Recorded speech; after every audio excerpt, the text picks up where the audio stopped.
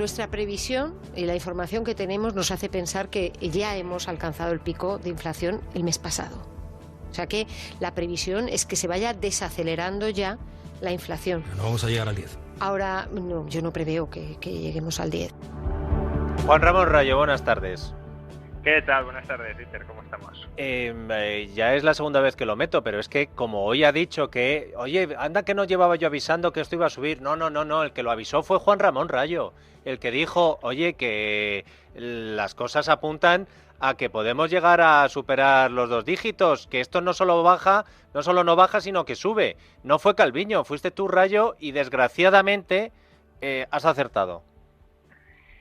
Sí, a ver, la verdad es que, aunque nos pueda sorprender a todos, desde luego ya hubo algunos que dijeron que esto había tocado techo, que esto estaba de capa caída, y algunos dijimos que, bueno, esto está por ver, ¿no?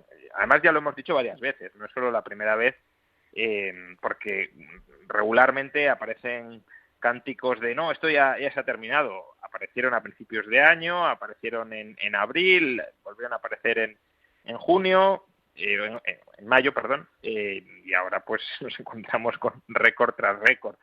El 10,2% no solo es el dato más alto en los últimos 37 años, es que además la inflación subyacente, que yo creo que es lo significativamente más preocupante, sigue subiendo y ya está en el 5,5%. Esto es quitando la influencia de petróleo y de alimentos no elaborados, es decir, de lo que se nos dice que es lo que está subiendo y que es lo más volátil y lo que está llevando al alza la inflación. Bueno, que si quitamos eso, ya lo estructural, lo mollar, está en el 5,5%.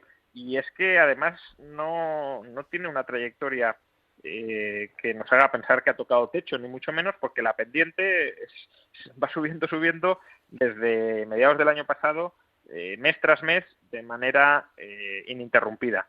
No solo eso, sino que si nos fijamos en el dato de inflación intermensual, el de este mes frente a mayo, está en el 1,8%.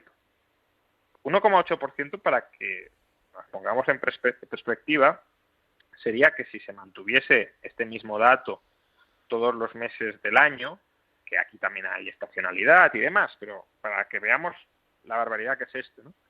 Terminaríamos el periodo de 12 meses, un año, por encima del 20% de inflación. U otra forma de interpretar este dato, para ponerlo en perspectiva. Este sábado, Sánchez anunció un paquete de medidas muy intenso para combatir la inflación, para contrarrestar los daños que estaba generando la inflación, y una de las más mediáticas, la que copió a Macron, el cheque antiinflación de 200 euros, fue esta, ¿no? Pues vamos a darles a las familias de menos de 14.000 euros de ingresos anuales, les vamos a dar un cheque para el poder adquisitivo que han perdido por la inflación, pues compensarlo. Bueno, imaginemos una familia que tiene unos ingresos de 10.000 euros anuales, es decir, que entraría entre los que reciben el cheque. Bueno, pues un 1,8% de inflación significa que este mes aproximadamente, solo en un mes, ha perdido sobre sus ingresos anuales un poder adquisitivo de 180 euros. O dicho de otra manera, el cheque de Sánchez en un mes se lo ha comido la inflación.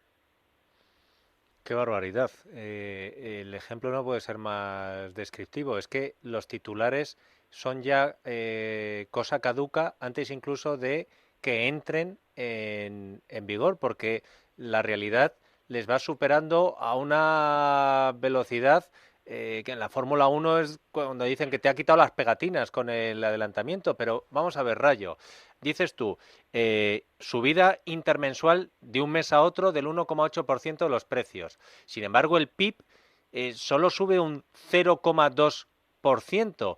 Estamos ante lo que los economistas llamáis estanflación, que es lo peor, es decir, estancamiento, inflación, y luego, si la economía parece que se estanca y las familias están reduciendo los gastos, porque esto ya no es una cuestión del INE, esto es una cuestión de lo que tú y yo vemos. Ves que la gente se corta al comprar en el mercado, que va ahorrando cada vez más, que, oye, pues no pongo la luz, miro a ver si pongo el aire acondicionado, vacaciones, pues si vamos no salimos a tomar algo. Y sin embargo, ya no solo los precios que nos dicen que es por culpa de Rusia y tal, sino todos los precios están disparados. Rayo, esto es un círculo no virtuoso precisamente, es un círculo vicioso. Sí, sobre esto, primero aclarar, porque lo he escuchado en muchas ocasiones y incluso algunos economistas lo han deslizado y creo que es un error que no es, tú no lo has cometido, pero que oyendo lo que has dicho, los precios están subiendo al 1,8% y la economía crece al 0,2%, has dicho esta inflación, ese sería el término correcto, pero hay algunos que dicen, bueno, estaremos en recesión, porque si solo crecemos el 0,2 y los precios están subiendo un 2, en realidad estamos decreciendo prácticamente un 2. El dato del 0,2 ya tiene corregida la inflación, es decir, es un crecimiento después de inflación, es un crecimiento real. Pero es cierto que, claro, si solo crecemos el 0,2 y los precios están disparados, si esto se mantiene así, estaríamos más bien en una estanflación, como decías. Claro, vamos camino de... Si no hay un rebote del PIB en el siguiente trimestre, pues efectivamente estaríamos en una situación de atonía en el crecimiento, no se mueve aquí nada, pero pese a no moverse nada, los precios se están disparando. ¿Y tú crees crees que puede haber ese rebote del PIB en los próximos trimestres, en los 2 próximos trimestres? A ver, yo creo que la economía española hasta mayo al menos no ha estado en dificultades muy serias. Es más, tenemos los próximos meses las bazas, o la gran baza del turismo, de la recuperación turística. No quizá del turismo interno o interior por lo que decías, pero sí del comercio, del turismo, perdón, exterior. Entonces, creo que las grandes dificultades económicas para la economía española vendrán sobre todo en la parte final del año. Lo que pasa que, claro, a partir de ahora a ver quién se fía de las estadísticas del INE. Porque si el mes que viene nos dicen, no, es que hemos crecido en este trimestre un 5%, pues bueno, a lo mejor es un rebote que se podría haber dado, no digo que no, o a lo mejor es que nos estamos inventando las estadísticas a gusto del consumidor, que en este caso es el gobierno. Entonces, ¿hay riesgo de esta inflación? Pues yo creo que es un riesgo muy cierto, básicamente porque los bancos centrales están intentando frenar la inflación, pero probablemente sin hacer lo suficiente, porque frenar la inflación haciendo lo suficiente sería muy duro.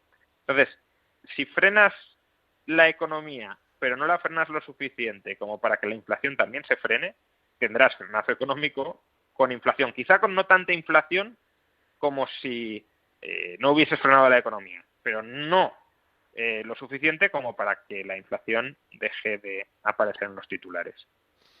¿Te imaginas, Juan Ramón, ahora que citas el INE, a esos trabajadores, funcionarios que llevaban mucho tiempo trabajando, haciendo encuestas y estudios en el CIS y han visto cómo todo el trabajo de tantos años se ha ido por el sumidero? Porque claro, ahora todo el mundo habla de el CIS de Tezanos. Antes decía, el CIS dice, el CIS publica, el CIS cree, pero ahora es el CIS de Tezanos. Y eso es lo que están pensando ahora mismo muchos funcionarios, muchos trabajadores serios, rigurosos del Instituto Nacional de Estadística, que saben algo que tú acabas de decir, que ya siempre estará la sombra de la duda sobre el INE mientras esté el gobierno de Pedro Sánchez, porque pase lo que pase, la sombra va a estar ahí, porque claro, te has cargado a uno porque los datos no gustaban, cualquier dato que venga de precios del Producto Interior Bruto, los expertos lo vais a tener que poner en cuarentena. Sí, totalmente. Yo hoy, de hecho, he escrito un artículo que lo he titulado El INE de Tesanos, porque es que ha quedado así mancillado el INE. A ver, yo creo que hay críticas metodológicas que ha hecho el gobierno, que si es verdad, porque no estamos en las tripas del INE, ninguno de nosotros estamos, pero si es verdad que eso es lo que hacía el INE, pues es bastante cuestionable. Por ejemplo, a la hora de medir la inflación, solo contemplaban, según lo que se ha filtrado, el INE lo medio desmintió, pero bueno, habría que ver la metodología, bueno, más que la metodología, el origen de los datos que toman, que eso es lo que no sabemos, la metodología más o menos sí, pues solo tomaban los datos de la tarifa regulada de la factura eléctrica, de la electricidad. Entonces, como durante el último año lo que se ha disparado de precio ha sido precisamente la tarifa regulada, no la tarifa de mercado libre, que tomes solo esa parte del mercado, que además ni siquiera es la mayoritaria, es en torno al 35% del total, pues lo que hace es sesgarte los precios al alza. Entonces, claro, si esto es así, pues lo hacían mal. Es verdad que eso a medio plazo se va a corregir, porque ahora que los precios del mercado libre están subiendo y los de la tarifa regulada ya subieron todo lo que tenían que subir, pues ya no va a haber más subidas o no mucho más intensas de la factura eléctrica por esa vía, pero si tú más ahora los datos del mercado libre sí están subiendo.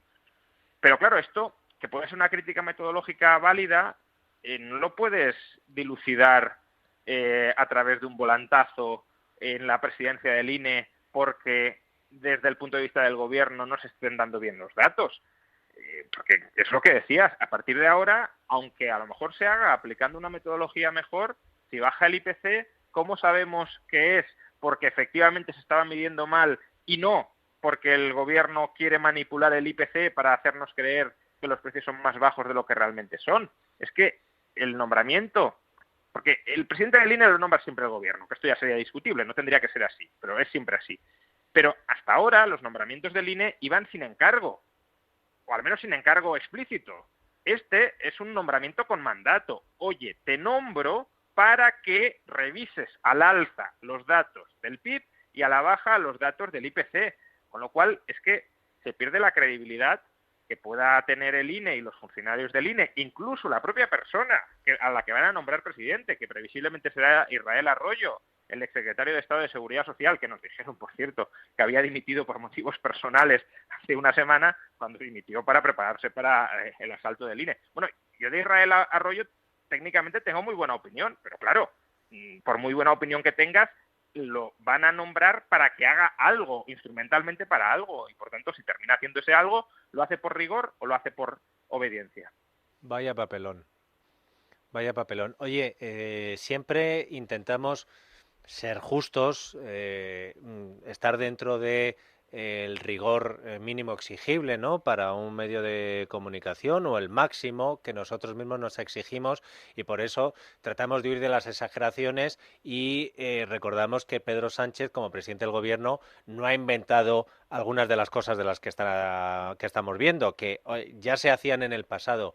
Pero lo que yo no recuerdo, Rayo, es que a un gobierno se le enfrentaran tres poderes económicos de la Administración del Estado, como el Banco de España, el Instituto Nacional de Estadística y la CNMV en el último mes. Esto me parece que yo he estado intentando recordarlo durante toda la tarde. Digo, oye, algún gobierno al que el Banco de España tenga que decir que, por favor, dejen de atacarme, el gobernador, el de el INE, que se va por las presiones, y el de la CNMV dice que, hombre, lo que está haciendo quizá el gobierno con prisa, saltando Indra. Oye, los tres, que es que no son externos, que son internos de la Administración del Estado, Rayo. Sí, efectivamente. Yo solo recuerdo un caso que fue Montoro contra la AIREF, contra Escrivá, precisamente, porque la AIREF decía que no les daba los datos de déficit municipal para estimar correctamente las cuentas y la situación real de las cuentas de España. Pero fue una administración. Claro, que todas, y además todas ellas gente que ha nombrado el PSOE o que ha conombrado el PSOE, porque Hernández de Cos lo apoyó el Congreso del PSOE. Claro, que toda esta gente que en su momento tú has visto como buenos profesionales para dirigir estos organismos, ahora te estén criticando, y además no críticas pequeñas. El gobernador del Banco de España está diciendo efectivamente que se está cuestionando su autonomía, porque es que emite no una opinión subjetiva, sino una opinión técnica, y se le lanzan todos los ministros encima de la cabeza, básicamente diciéndole que no se le ocurra hablar, y además de manera sistemática. Con el INE directamente se lo han cargado, y se lo han cargado porque no porque el señor del INE haya cambiado, el expresidente haya cambiado la metodología. Él ha venido aplicando la misma metodología que ha venido aplicando el INE siempre. Si esa metodología no le gustaba al gobierno, pues en 2018 le podría haber dicho, oye, cámbiala. Pero claro, no, se quiere cambiar ahora porque esa metodología crees que te perjudica. Si esa metodología ahora te favoreciera, no la querrías cambiar. Entonces, claro, el del INE supongo que habrá dicho, no lo vamos a cambiar ahora para que a vosotros os salgan mejor las cuentas. Esto no es riguroso, esto tiene que ser un cambio más de largo plazo y no ahora de prisa y corriendo para rebajar el IPC rompiendo la coherencia de la serie o para subir el PIB. Es claro, efectivamente, que haya un asalto a las instituciones, la del CIS que has mencionado al principio, pues ya es total, absoluta, para ponerlas al servicio de los intereses del partido. Con este nivel de agresividad yo tampoco lo recuerdo. Oye, me ha venido bien que recordaras lo de Montoro contra la AIREF, que es verdad, para sumar la cuarta institución económica contra el gobierno, porque la AIREF es la que ha dicho, oiga, ni siquiera nosotros tenemos los datos de ejecución de los fondos europeos, y ha acusado de opacidad al gobierno de Sánchez. Ha habido momentos en los que uno, otro, tal, pero los cuatro, sí, todos, el póker no lo había conseguido. Y además de manera continuada, porque no solo en un asunto. Contra el Banco de España la campaña es continua, es decir, opine de salario mínimo, de pensiones, de políticas públicas frente a la pandemia, todo. Es decir, cualquier cosa que diga el Banco de España, el ataque es, y además incluso ya con casi insultos, ¿no? Escriba el otro día diciendo, no, es que los que abren el debate de la indexación de las pensiones son viejunos, o sea, ya una cosa incluso chabacana a la hora de mantener un mínimo debate riguroso y honesto. Juan Ramón Rayo, profesor de la Universidad Francisco Marroquín, gracias por tu análisis riguroso y honesto aquí en La Noche de Radio. Un abrazo. Un abrazo, hasta la semana que viene.